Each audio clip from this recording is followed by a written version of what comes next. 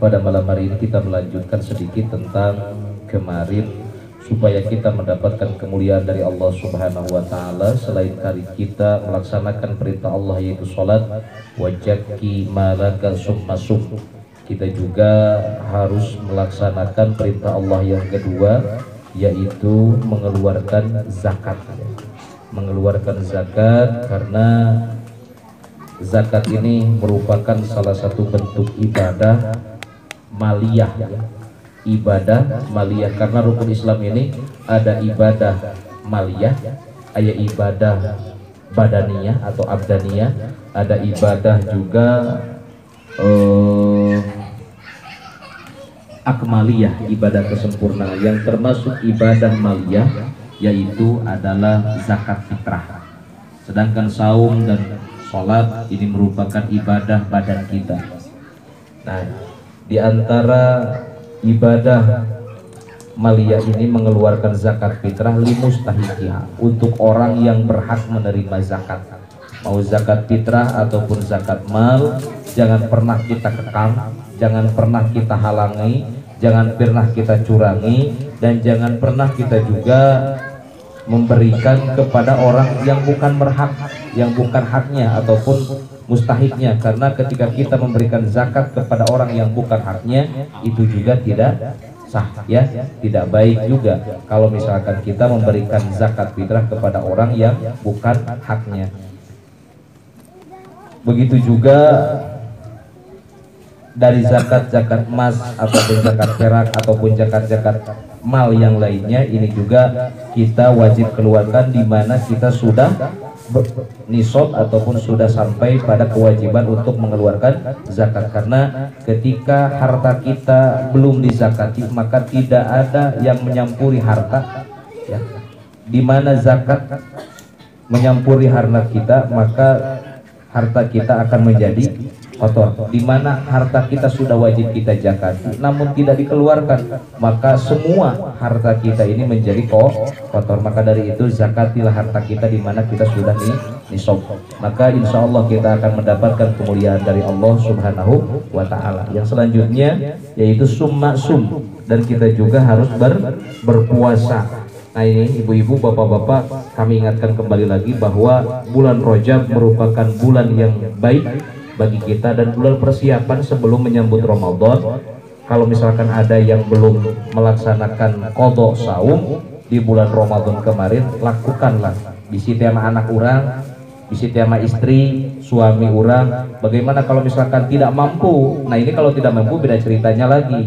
Kalau misalkan dari tahun kemarin sampai sekarang ini dia tidak mampu untuk melaksanakan qadha karena sakit, maka tidak harus, cukup dengan fidyah. Tapi kalau misalkan kita mampu karena kemarin sakit misalkan, tapi sekarang mampu berpuasa, lakukanlah puasa supaya kita tidak membebani diri kita dengan apa? Dengan satu kewajiban qadha, yang kedua dosa. Karena ketika kita tembus sampai Ramadan yang akan datang qadhanya, maka bukan hanya qadha saja yang wajib, tapi wajib juga fidyah dan kita juga mendapat dosa. Nah, terus ini juga supaya kita mendapatkan kemuliaan dari Allah Subhanahu wa taala, maka kita harus berpuasa. Untuk siapa puasa? Untuk orang-orang yang muslim, untuk orang-orang yang mukmin. Dari mulai kapan? Dari mulai surup matahari sampai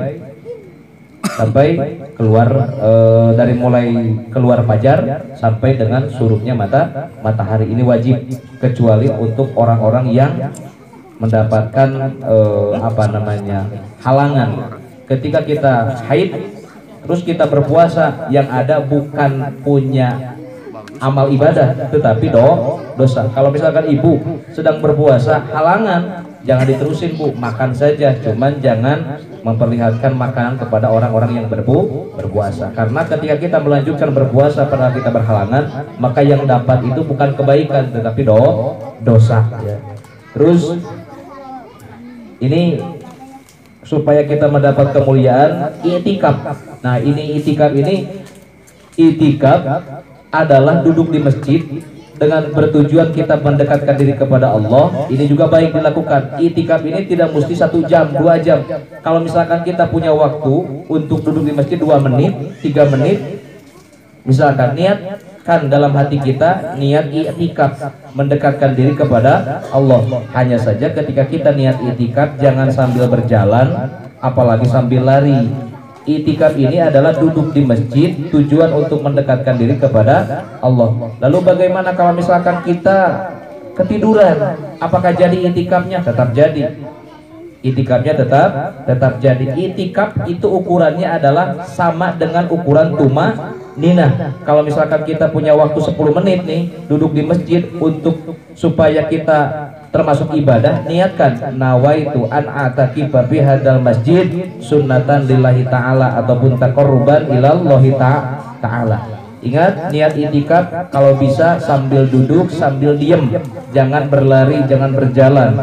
Lalu itikaf ini sunat hukumnya untuk perempuan bagaimana? Kalau untuk perempuan harus izin, wajib izin dulu pada suaminya. Kalau misalkan istri lagi itikaf, suami di rumah butuh misalkan, maka untuk suami boleh menarik istrinya dari masjid.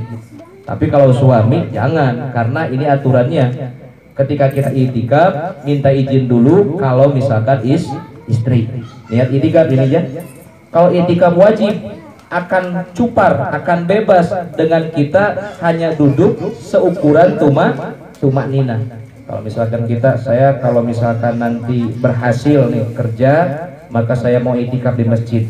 Cuman kita karena sibuk, dengan kita datang ke masjid lalu niat nawaitu an a'takifa fi hadzal masjid 1 menit bebas dosa kita. Karena dengan itu juga kita sudah melaksanakan itikaf, karena itikaf paling pendek adalah dengan seukuran tumanina, seukuran membaca lafaz subhanallah. Itu paling pendek itikaf. Kalau misalkan ibu bapak mau itikaf di masjid, cari masjidnya yang murni. Yang murni itu yang mana? Yang dikatakan masjid, bukan. Kalau misalkan di Masjid Darul Muttaqin ini, kalau yang di dalam sama yang di luar ini jadi perdebatan juga. Apakah yang di luar ini masjid? Bukan. Kalau misalkan sholat qiyamul lail ataupun sholat tahiyatul masjid bisa dilakukan di luar ya. Maksudnya pokoknya area masjid di situ areanya kita bisa lakukan sholat. Hanya saja terkadang ada wanita, nggak tahu anak-anak, nggak tahu orang tua yang masih head ataupun halangan, dia masuk ke dalam. Alasannya ini bukan masjid. Makanya kalau misalkan itu ragu-ragu dikatakan masjid, di situ tidak boleh itikaf. Itikafnya berarti harus di dalam.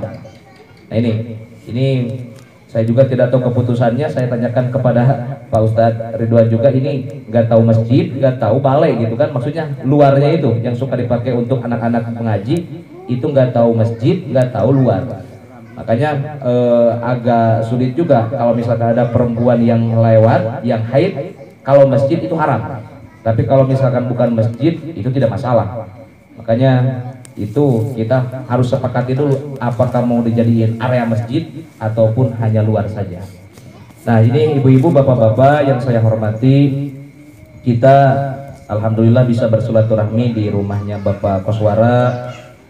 Tujuan kita selain daripada kita melaksanakan rutinitas tiap minggu, yang pertama kita juga meminta kepada Allah Subhanahu wa taala semoga kita yang hadir semua di sini warga RT 7, Allah Subhanahu wa taala berkahi hidup kita di bulan Rajab ini, di bulan Sya'ban juga, dan sampaikan Allah Subhanahu wa taala usia kita dengan sampai bulan Ramadan, dan Allah Subhanahu wa taala memberikan kekuatan dan keistiqomahan kita untuk menjalankan bulan suci Ramadan dengan sebaik-baiknya. Amin ya Allah ya Rabbal alamin. Yang kedua, keluarga Pak Koswara juga meminta kepada kita untuk dorong doa. Yang pertama untuk kesehatan keluarganya, mudah-mudahan keluarga Pak Koswara diberikan kesehatan oleh Allah Subhanahu wa taala, selalu diberikan kemudahan, kemurahan rezeki dari Allah. Kalau misalkan ada keluarga yang belum menikah, segera mendapatkan jodoh dari Allah Subhanahu wa taala. Nah, kalau misalkan apalagi ya, belum lulus nih sekolah ataupun kerjaannya, mudah-mudahan diberikan kemudahan oleh Allah Subhanahu wa taala. Dan kami juga meminta kepada ibu-ibu, bapak-bapak, siapapun yang menitipkan sebagian hartanya ke Masjid Darul Muttaqin untuk pembangunan, untuk kemakmuran masjid, kami mengucapkan terima kasih yang sebesar-besarnya kepada seluruh donatur yang membantu masjid. Mudah-mudahan Allah Subhanahu wa taala senantiasa menambahkan rahmat dan keselamatan kepada keluarganya, dan mudah-mudahan juga diterima oleh Allah Subhanahu wa taala dan diganti dengan balasan yang berlipat ganda di dunia dan di akhirat. Amin ya Allah ya rabbal alamin. Ibu-ibu nyebutkan jodoh langsung tarik. Aya naon gitu.